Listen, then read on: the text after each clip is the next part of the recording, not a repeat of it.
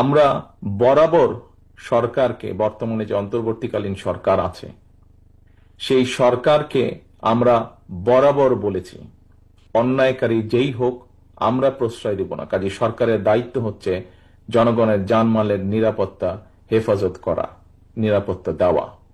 সরকার কেন ব্যর্থ হচ্ছে এখানে যে কারণ যে আমি কেন তাহলে রিজাইন করলাম, কেন আমি প্রত্যাখ্যান করলাম যে আমি করি, করার পরে আপনি আমাকে সুদিনে ভুলে যাবেন, তাহলে সে বিএনপি আমার করার দরকারটা কি?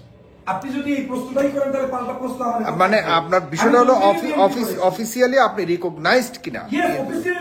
আচ্ছা, এটা তো আপনি দেখালেন, কিন্তু অফিসিয়ালি আবার একটা কনফিউশনও আছে। সেটা হলো যে আপনি মাঝে মধ্যে আপনাকে বিএনপির নেতা তো আপনি আছেন বলছেন, কিন্তু আপনি বেশিরভাগ সময় আপনাকে সোহাগ হত্যাকাণ্ডে অবশ্য মুখ খুললেন তারেক রহমান বলেছেন সরকার কেন নিশ্চুপ হয়ে এগুলো দেখতেছে। পাশাপাশি সোহাগ হত্যাকাণ্ডে বিএনপির ভূমিকা যে খুবই ব্যর্থ হয়েছে, সেই কারণে বিএনপি থেকে অনেক মানুষ পদত্যাগ করেছেন। তার মধ্যে অন্যতম হচ্ছেন ডক্টর ফয়জুল হক সহ সারা বাংলাদেশের যুবদল এবং ছাত্রদল থেকে শত শত নেতাকর্মী পদত্যাগ করেছেন। আমরা দেখব তারা কি অভিযোগে পদত্যাগ করেছেন এবং তারেক রহমান সরকারকে কি হুমকি দিয়েছেন, এই হত্যাকাণ্ড নিয়ে তারেক রহমান কি বার্তা দিতে চান তার সেই বক্তব্য শুনবো, এরপর বিশ্লেষণ করবো। আমরা বরাবর সরকারকে, বর্তমানে যে অন্তর্বর্তীকালীন সরকার আছে সেই সরকারকে আমরা বরাবর বলেছি, অন্যায়কারী যেই হোক আমরা প্রশ্রয় দেব না। কাজে সরকারের দায়িত্ব হচ্ছে জনগণের জানমালের নিরাপত্তা হেফাজত করা, নিরাপত্তা দেওয়া। সরকার কেন ব্যর্থ হচ্ছে এখানে যেই শহীদের বাবা প্রশ্নটি তুলেছেন, একই প্রশ্ন, আপনারই একই প্রশ্ন আজকে আমাদের সবার এই সরকারের কাছে। তারা কেন প্রশ্রয় দিচ্ছে, তারা কেন আশ্রয় দিচ্ছে? গতকাল যে ঘটনাটি ঘটেছে আমরা খুব আশ্চর্যের সাথে লক্ষ্য করেছি। যাকে দেখেছি আমরা স্ক্রিনে, যাকে দেখেছি হত্যা করছে, তাকে কেন সরকার এখন পর্যন্ত অ্যারেস্ট করেনি? আমরা কি তাহলে দলে নেব যে যারা বিভিন্নভাবে মব সৃষ্টি করে একটি পরিস্থিতি তৈরি করতে যাচ্ছে সেখানে সরকারের কোনো কোনো প্রশ্রয় আছে, প্রশাসনের কোনো প্রশ্রয় আছে, প্রশাসনের কারো কারো কোনো প্রশ্রয় আছে? সেটিকে আমরা তাহলে ধরে নেব? কারণ আমাদেরও দাবি, দলের পক্ষ থেকে আমরা করেছি, আমাদের অঙ্গ সংগঠন করেছে। আপনারা দেখেছেন গতকাল মহাসচিব সাহেব দলের পক্ষ থেকে বলেছেন যে অন্যায় করবে সে অন্যায়, তার বিরুদ্ধে দেশের প্রচলিত আইন আছে, কাজে আইন অনুযায়ী তার বিরুদ্ধে ব্যবস্থা হবে। অন্যায়কারী কখনো কারোর কোনো দলের লোক হতে পারে না। কাজেই এই আপনার যেই প্রশ্ন, এই প্রশ্ন আমাদেরও, এই প্রশ্ন অন্তর্বর্তীকালীন সরকারের কাছে আমাদের, এই প্রশ্ন সমগ্র বাংলাদেশের মানুষের। আমরা দেখেছি বিভিন্ন জায়গায় বিভিন্ন কিছু হচ্ছে এবং আমরা খুব ভালো করে খেয়াল করছি কারা একটি সুস্থ স্বাভাবিক পরিবেশকে বাধাগ্রস্ত করতে চাইছে। কাজে এখানে আপনারা যারা উপস্থিত আছেন, আপনারা প্রত্যেকটি মানুষ রাজনৈতিকভাবে সচেতন মানুষ। আপনাদের প্রত্যেকটি পরিবারের আত্মদান আছে এবং যেই আত্মত্যাগ আপনারা করছেন সেটি কোনো কিছু দিয়ে পরিশোধ করা সম্ভব নয়। কাজে আপনাদের সকলের কাছে আমার প্রশ্ন, আপনারা জোর গলায় প্রশ্ন তুলুন, কারা আপনাদের যেই স্বজনরা আত্মত্যাগ করেছে তাদের বিচার কেন আজ পর্যন্ত বিলম্বিত হচ্ছে? কারা মব সৃষ্টি করে বিলম্বিত করতে চাইছে? কারা এই সকল হত্যাকাণ্ড? কারণ দুদিন আগে আরেকটি হত্যাকাণ্ড হয়েছে, আমাদের যুবদলের এক কর্মীকে হত্যা করা হয়েছে, তার রক কেটে দেওয়া হয়েছে।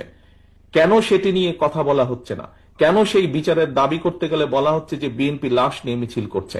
এই প্রশ্নের জবাবগুলো আজকে আমাদের সবাইকে খুঁজতে হবে, কারণ এই প্রশ্নের জবাবগুলোর সাথে বাংলাদেশের অস্তিত্বের সম্পর্ক রয়েছে, বাংলাদেশের মানুষের অস্তিত্বের সম্পর্ক রয়েছে। আজকে আমাদেরকে দেখতে হবে প্রকৃতগতভাবে কারা বাংলাদেশের মানুষের পক্ষে এসে দাঁড়ায়। আমাদেরকে সত্যিকার ভাবে খুঁজে বের করতে হবে কারা বাংলাদেশের স্বাধীনতা, মানুষের স্বাধীনতা সার্বভৌমত্বের পক্ষে অবস্থান নিয়েছে। আজ গতকাল আপনি কি বিএনপি থেকে নমিনেশন দিবে বলে এতদিন আশায় ছিলেন? এই কারণে আপনি এই দলে ছিলেন, আর এই দলে আপনি ছিলেন বলে তো অনেকে বিশ্বাস করে না, বলে যে আপনি জামাত ইসলামের সমর্থক ছিলেন, আপনি জামাত ইসলাম সমর্থক, কিন্তু এই বিএনপিতে আপনি একজন কি বলা যায় এটাকে যখন তারুণ্য সমাবেশ হয়েছিল বরিশালে, তখন সেই সমাবেশ স্থলে ভাইয়া তখন দেখেছিলেন না 5ই আগস্টের আগে, তখন আমি দেখেছি চারদিকে ওনার ব্যানার ফেস্টুন, নিচে লেখা বিএনপি মনোনয়ন আরেকটু জোরে বলুন। হ্যাঁ, মনোনয়ন প্রত্যাশী এটা লেখা ছিল, হ্যাঁ, সকল ব্যানার ফেস্টুনে। তো এই জন্য আমার এই কোশ্চেনটা তাকে করা যে আসলে কি যে তিনি যেটা আশা করছিলেন সেটা পান তো এই ধরনের আশা করার পর যদি না পায় সেই দলে থাকার কোনো প্রয়োজন? হ্যাঁ,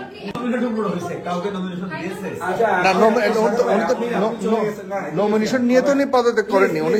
হ্যাঁ বলেন। আপনি যেটা জানতে চাচ্ছেন, আপনার কোশ্চেনটা ভেরি লজিক, যে আমি কি কোনোভাবে হতাশ হয়েছি কিনা, কোন ধরনের কারোর সাথে এগ্রিমেন্টে কোনো প্রবলেম হয়েছে কিনা, না। কিন্তু আপনি বিএনপি করেন এটাই তো বিশ্বাস করে না বিএনপি। এটাই তো সমস্যা। আপনি বিএনপি করেন, আপনার কাছে সেই ডকুমেন্ট আছে, আপনি বিএনপি করেন। আপনাকে এখন দেখাচ্ছি, আপনাকে কি ডকুমেন্ট আপনি বলেন? আপনি বিএনপি করতেন, এটা কোন প্রথমত হচ্ছে আপনি আমাকে সময় দেন, তিনটা স্টকে আপনাকে ভাগ কি আছে? বিএনপি করছে, আমি বিএনপি করি, এইটা বাংলাদেশের বিএনপি সহ বাংলাদেশের সমগ্র নাগরিক জানে, আপা জানে, স্যার জানে, জিজ্ঞেস করেন। না না, ওনারা আপনারা জানেন উনি বিএনপি করেন, কি ডকুমেন্ট আছে? আমি জানি আমি অনলাইন অ্যাক্টিভিস্ট, আর ওই সময় আমরা সবাই শেখ হাসিনার বিরুদ্ধে কথা বলি। এখন দেখেন, এই যে আমি দেখেন, না না, আমি একটু আপনি বলেন না, আপনার কোন ধরনের না, সে এখন তো কথা বলবে না, তার তো অনেক সমস্যা আছে, সমস্যা আবার তৈরি হয়ে যাবে আজকে। এই যে দেখেন বিএনপির এটা একটা লেটার হেডের আপনার পদ, কি এটা? এখানে 40 নম্বরে দেখেন, 40 কি লেটার হেড? আপনি দেখান। এটা বাংলাদেশ জাতীয়তাবাদী দল। ভাই আপনি একজন সাংবাদিক, আপনি এটা আচ্ছা আমি দেখতে যাচ্ছি, কারণ আমি লাইভ করতেছি, অনেক মানুষ।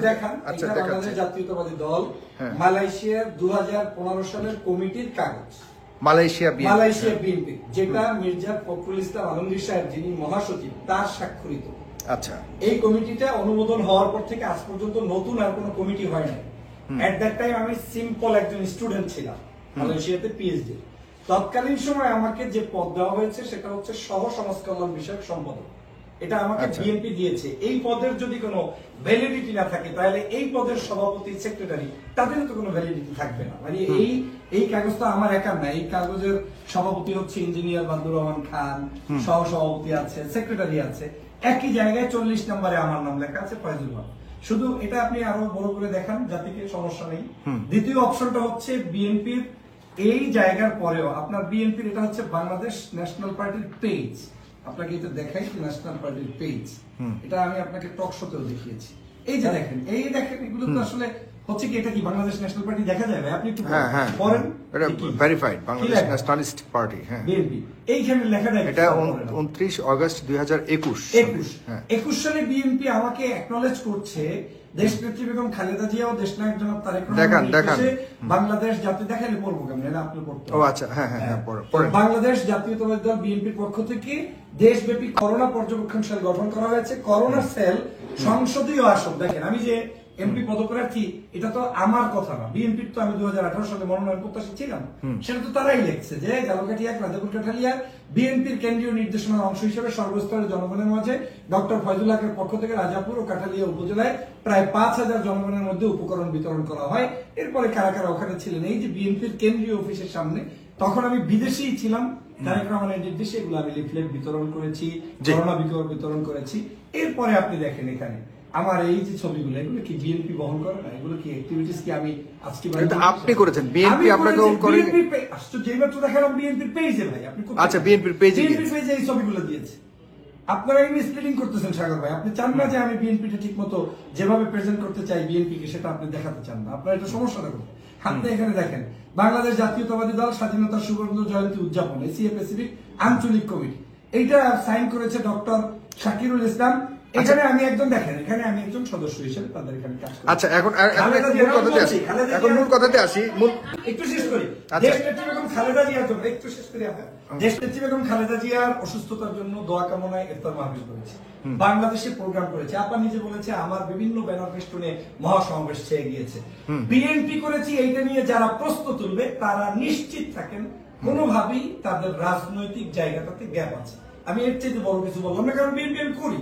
এখন যদি কেউ অস্বীকার করে তাহলে বুঝতে হবে ওটাও ওয়ান অফ দ্য কারণ যে আমি কেন তাহলে রিজাইন করলাম, কেন আমি প্রত্যাগ করলাম, যে আপনি আমি করি, করার পরে আপনি আমাকে সুদিনে ভুলে যাবেন, তাহলে সে বিএনপি আমার করার দরকারটা কি? আপনি যদি এই প্রশ্নটাই করেন তাহলে পাল্টা প্রশ্ন আমার মানে আপনার বিষয়টা হলো অফিসিয়ালি আপনি রিকগনাইজড কিনা। আচ্ছা, এটা তো আপনি দেখালেন, এটা আপনি দেখালেন, কিন্তু অফিসিয়ালি আবার একটা কনফিউশনও আছে। সেটা হলো যে আপনি মাঝে মধ্যে আপনাকে বিএনপির নেতা তো আপনি আছেন বলছেন, কিন্তু আপনি বেশিরভাগ সময় আপনাকে জামাত ইসলামী নেতাদের সাথে আপনি আপনার অনেকগুলো ছবি আছে, ভিডিও আছে, আপনি জামাত ইসলামী নেতাদের সাথে ঘোরাফেরা করেছেন। ভুল তথ্য দিচ্ছেন। আমি বাংলাদেশে 5ই আগস্টের পরে আসার পরে আপনার বাচ্চাদেরকে 15ই আগস্ট বিএনপির সমাবেশে গিয়েছি, ছবি আছে। মির্জা ফখরুল ইসলাম আলমগীর সাহেবের সাথে আমি তার অফিসে সাক্ষাৎ করেছি, ছবি আছে। একজন সাবেক এমপি মনিরুল ইসলাম সাহেব সেখানে উপস্থিত ছিল, ছবি আছে। আমি বিএনপির পাশাপাশি দেশনেত্রী বেগম খালেদা জিয়া যে ঐক্যনীতির বিশ্বাস করতেন, সেই আদর্শের বিএনপি করি। খালেদা জিয়া তারেক রহমানের বাসায় সেদিনও জামাতের আমির দেখা করে গিয়ে এসেছে, এটা কি আপনার চোখে পড়ে নাই? তো জামাতের আমির যদি আমার এলাকায় একজন মানে অভাবী এবং কি বলে শহীদ হওয়া পরিবারের কাছে একটি বিশেষ উপঢৌকন দিতে গিয়ে এলাকাবাসী হিসাবে আমাকে সেখানে অ্যাডজাস্ট করে নিয়ে যায়, এটা কি দোষের কিছু? বরং এটা বিএনপির জন্য ভালো যে বিএনপির একজন লোক সেখানে উপস্থিত হয়েছে, আমি সেটা গিয়েছি, এটা দোষের কিছু না। আর বিএনপি তো সেটা বলে না যে যাওয়া যাবে না। আপনি বলতে পারেন চরমনের স্টেজে আমি কেন যাই? চরমনের স্টেজে তো ভাই সেদিন মির্জা ফখরুল ইসলাম আলমগীর সাহেব তার দরবারে গিয়ে টুপি মাথায় দিয়ে নামাজও পড়ে আসছে, এটা কি দোষের কিছু? যেটা আমি করি 15 দিন আগে, 15 দিন পর ওটা বিএনপিও করে। একসময় গণ অধিকার অধিকারের পক্ষে আমি কথা বলতাম, অনেকে আমাকে বলতো নুরুর পক্ষে কথা বলার দরকার কি, এই দরকার কি, কেন গণ অধিকার আবার একটা সময় পার্ট অফ বিএনপি হয়ে। আচ্ছা, তার মানে আপনি বোঝাতে চাচ্ছেন আপনি বিভিন্ন দলের সাথে ঠিকই সামাজিকতার জন্য মিশছেন, কিন্তু আপনি মাইন্ডফুলি সম্পূর্ণভাবে বিএনপি কে বিলং করতেন। অবশ্যই করতাম। আচ্ছা, আজকে ঘোষণা দেওয়ার আগ পর্যন্ত, পেজে লেখার আগ পর্যন্ত বিএনপি কে বিলং করি এবং বিএনপি আজকে থেকে আপনি কোন দলে যোগদান করছেন? আমি স্বতন্ত্র লিখে দিয়েছি ফেসবুকে। স্বতন্ত্র। আপনি কি জামাত ইসলামের সাথে আপনার সম্পর্ক থাকবে? মানে আর কোন দলে কি আনুষ্ঠানিকভাবে যোগদান করবেন কিনা? আনুষ্ঠানিকভাবে যোগদান করলে আমি ফেসবুকে আপনাকে বলে দিতাম। আচ্ছা, কোনো সন্দেহ আছে এরপরে? জিতু, মিতু, কোন বিষয়ে সন্দেহ? এই যে আপনারা বলছেন যে তিনি নাই, আপনার বিএনপি করতো না, আপনার তার কাছে ডকুমেন্ট, বিএনপির অনেকেই বলে যে সে আসলে বিএনপি ছাত্রলীগ করতো, কিন্তু এখন তো শুনি সে শিবিরের সেক্রেটারি না যেন প্রেসিডেন্ট। হ্যাঁ, তো সেটা কি বলবেন? তো সেটা কিছু, সেটা তো অবশ্যই ভালো জিনিস যে অন্ততপক্ষে ছাত্রলীগের ভিতরে শিবির থেকে ছাত্রলীগকে দুর্বল করতে পেরেছে।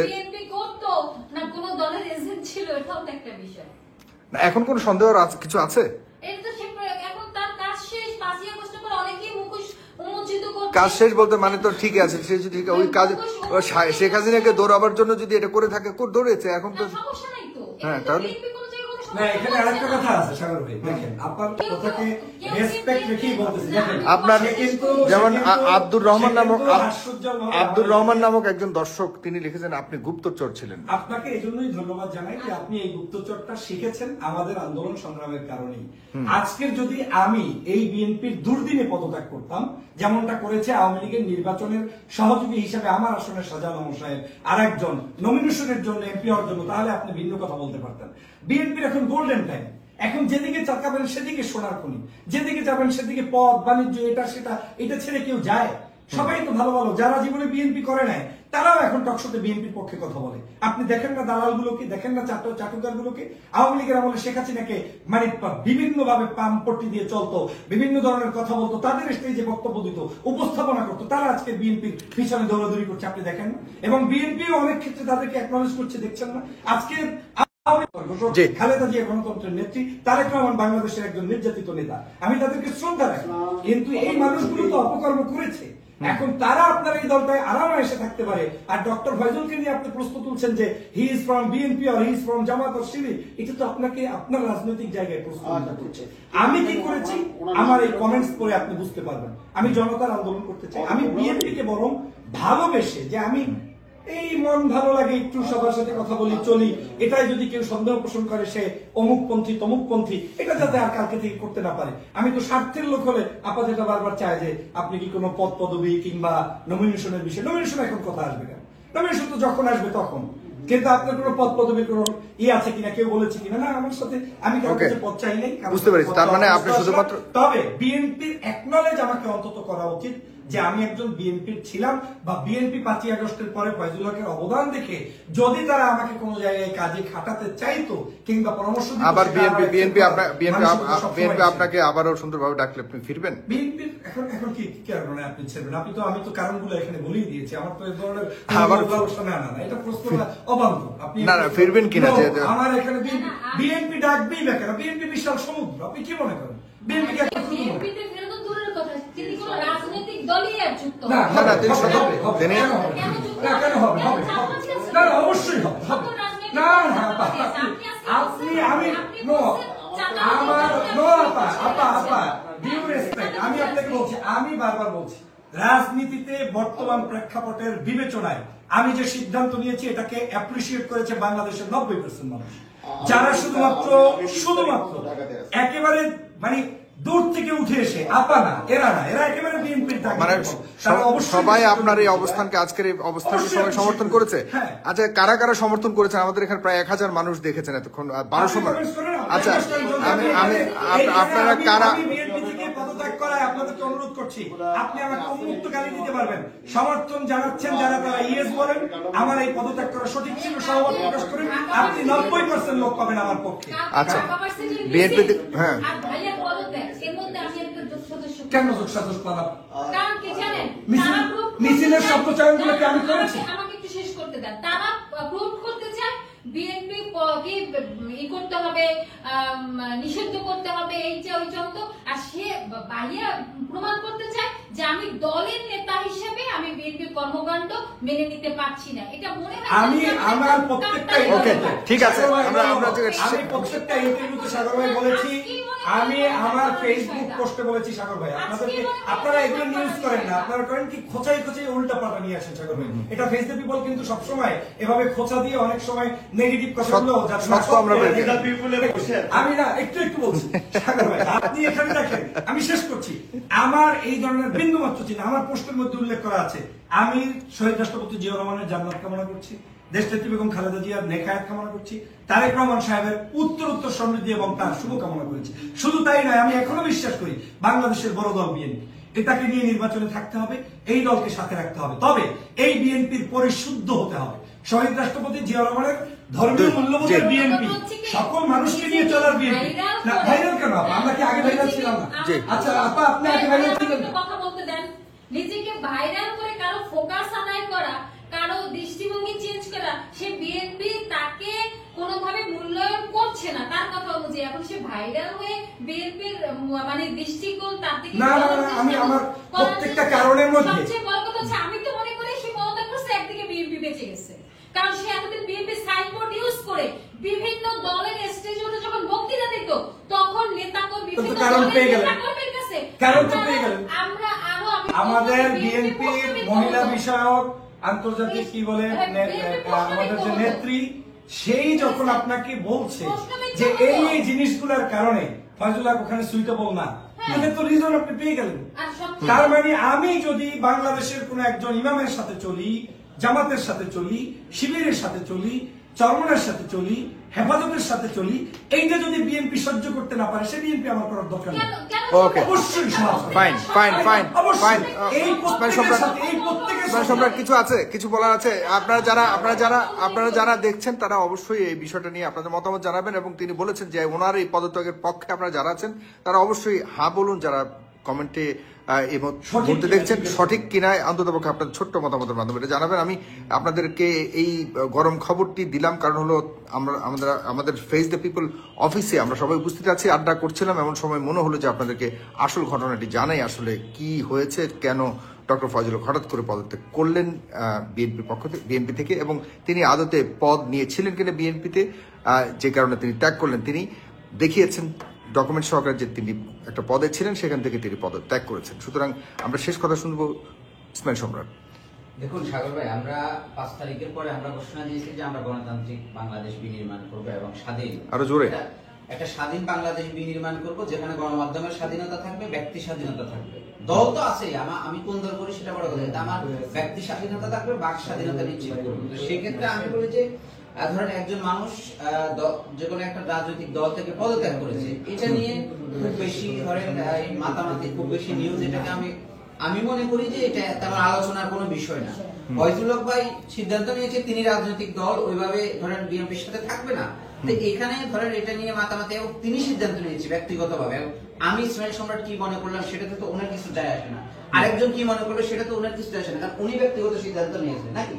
ওনার ভালো মনে করেছে, উনি বিএনপি করেছে, ভালো মনে করে না বিএনপি থেকে বের হয়ে আসছে। এখানে আমি মনে করি যে পাবলিক সেন্টিমেন্ট খুব বেশি ইস্যু না।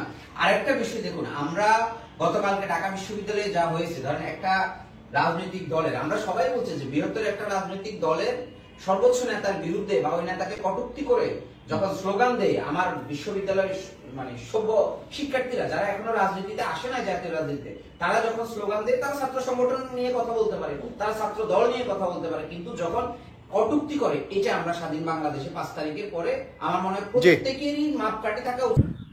দর্শক, আলোচনা শুনেছেন, শুনে বুঝতে পেরেছেন যে আসলে এই হত্যাকাণ্ডে যদিও এটা গণনা হয়েছে, কিন্তু সরকার আসলে কেন থামায়নি। এখন কথা হলো, সরকার তো আমরা দেখি যে শুরু থেকেই নমনীয়, শুরু থেকেই সাধারণভাবে কাজ করতেছে, অর্থাৎ কারো উপর সে চড়াও হচ্ছে না, কারো উপর হাত হচ্ছে না, স্বাভাবিকভাবেই কিন্তু সরকার পরিচালনা করে যাচ্ছে। বিএনপি একটা বড় রাজনৈতিক দল, বিএনপি বড় রাজনৈতিক দলের উপর কিভাবে এতটা প্রভাব খাটাবে যারা পরবর্তীতে ক্ষমতা আসবে। যদিও বিএনপি বলছে তাদের সরকারের দেখা উচিত, কিন্তু সরকার যখন দেখবে তখন বিএনপি কেন্দ্র থেকে বলা হবে যে আপনারা আমাদের উপর এত চাপ প্রয়োগ কেন করতেছেন, তখন কি জবাব দেবে। এই জন্য হয়তো বা সরকার একটা আমি বলবো না ধরা না ছোঁয়ার বাইরে রয়েছে, কিন্তু সরকার এটা উচিত হয়নি। সরকার উচিত ছিল প্রত্যেককে সমানভাবে দেখে প্রত্যেকের বিরুদ্ধে সোচ্চার বিচার করা।